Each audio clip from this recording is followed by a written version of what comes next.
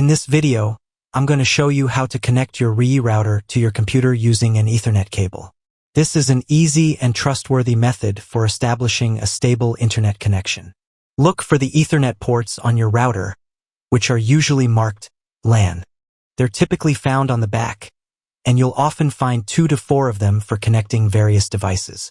Next, plug one end of an Ethernet cable into the LAN port on your router.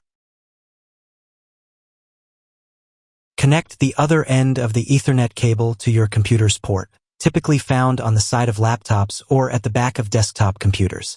Your computer should recognize the connection automatically. If it's not working, make sure your router is powered on and configured properly.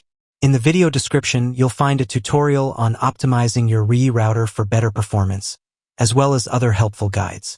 If you found this guide helpful, please give this video a thumbs up, subscribe to the channel, and let us know your thoughts in the comments.